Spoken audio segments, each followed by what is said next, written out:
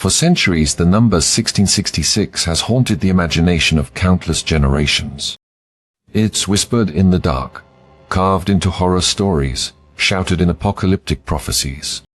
Most people associate it with the devil, with evil, with the end of the world.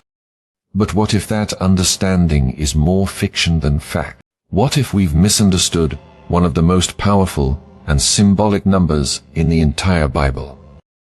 Today, we're going to strip away the fear and the fantasy. We're going to uncover the roots of 666. Not just as a number, but as a cultural and spiritual symbol. We'll explore its place in the book of Revelation, decode its use in ancient languages, and trace how this mysterious figure has evolved over the centuries. From Roman emperors to medieval church conflicts, from Renaissance art to modern-day conspiracy theories. Because here's the truth, 666 isn't just about a beast. It's about us. It's about human nature, the corrupting force of power, and the spiritual choices we face in every generation. Chapter 1, the verse that started it all. Let's begin with where it all started. Revelation 13-18. One of the most cryptic, debated, and quoted verses in all of Scripture. It reads, "Let the one with understanding calculate the number of the beast, for it is the number of a man. His number is 6666. Notice something. It doesn't say the number of Satan. It says the number of a man. And it gives a challenge, not just a label. It invites the reader to calculate and understand. That alone should make us stop and think. This isn't about blind fear. This is about discernment. So, what does it mean? To understand that, we have to understand the context in which Revelation was written. Chapter 2, the Exile, the Empire, and the Apocalypse. The book of Revelation was written by a man named John, traditionally believed to be John the Apostle. He was in exile on the island of Patmos. The Roman Empire had begun persecuting Christians. It was a time of fear, violence, and control. Revelation is often read as a horror story full of beasts, dragons, fire, and blood, but in reality, it's a coded letter of resistance. It's apocalyptic literature, a jar full of metaphor, symbolism, and hidden meanings. The beast mentioned in Revelation isn't some mythical monster waiting to rise from the ocean floor. For the early Christians, it was already here. It wore a crown, commanded legions, and demanded worship. Many scholars believe that John was pointing directly to the Roman Empire, and more specifically to Emperor Nero. Chapter 3, to Gematria, a code in numbers. This brings us to an ancient practice known as Gematria. In both Hebrew and Greek, letters have numerical values. Words and names can be calculated by adding up the value of each letter. If you take the name Nero Caesar and transliterate it into Hebrew, the numeric total is, you guess, 66666.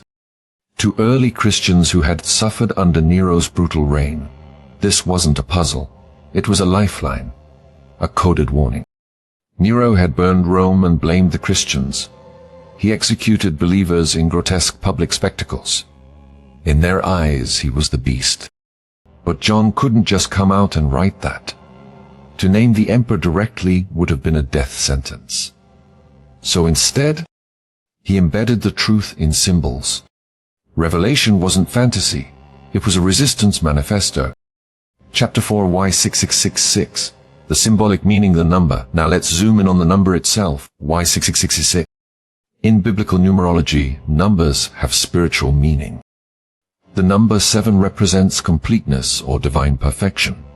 Think of the 7 days of creation, or the 7 seals and trumpets in Revelation. The number 6, by contrast, falls short. It symbolizes human effort, human weakness, and imperfection. So what does it mean when you repeat 6 3 times? Triple imperfection, triple failure, the ultimate counterfeit. If 7 is the number of God, 666 is the number of man trying to be God and failing. It's not just about one evil man. It's a pattern, a system, a spiritual reality where human pride, greed, and ambition replace humility, justice, and truth. It's not just about Nero. It's about every empire, every tyrant, every system that elevates man to the status of God and tramples others in the process. And that's why 666 still resonates. It's not just ancient history. It's a mirror. Chapter 5, the mark of the beast, literal or symbolic, closely tied to 666, the infamous mark of the beast. Revelation 13 says, "It forced all people to receive a mark on their right hand or on their foreheads, so that they could not buy or sell unless they had the mark." This has fueled endless speculation. Some think it will be a tattoo. Others say it's a microchip, or a digital ID, or a barcode. But again, we need to read Revelation for what it is: symbolic, metaphoric, spiritual. The mark of the beast may not be something on your skin. It may be something in your soul. Your mind a forehead, and your actions a hand. It could represent allegiance, loyalty, conformity to the values of a corrupt world. If you participate in injustice, if you serve power over truth, if you place profit above people, you may be carrying the mark already. Likewise, Revelation also talks about the seal of God on the foreheads of the faithful. The point is contrast. Who do you serve? Who marks your life? Chapter 6 of the evolution of a symbol. As centuries passed, interpretations of 666 evolved. In the early church, it meant Nero. In the Middle Ages, it was applied to the papacy by reformers. During the Protestant Reformation, Martin Luther and others identified the Catholic Church as the beast. In colonial America, some preachers applied it to the British crown. In Nazi Germany, some saw Hitler as the new beast. In the modern era, 666 has been linked to communism, capitalism, the United Nations, and even the Internet. It has also invaded pop culture. Films like The Omen turned 666 into a symbol of terror. Musicians, from heavy metal bands to rebellious artists, have used it to provoke and shock. It appears in tattoos, album covers, graffiti, and even merchandise. But with all this noise, we risk missing the point. Revelation doesn't ask us to be superstitious. It asks us to be wise. It says, "Let the one with understanding calculate." Not fear understand. Chapter 7, Conspiracy or Calling. Today, 6666 is often used as fuel for conspiracy theories. Some claim it's in our technology. Some fear it's behind digital currencies, national IDs, or even vaccines. But here's a hard truth. When we obsess over codes, clues, and conspiracies, we may be missing the real beast right in front of us. Because the beast doesn't always wear horns. Sometimes it wears a suit. Sometimes it speaks on the news.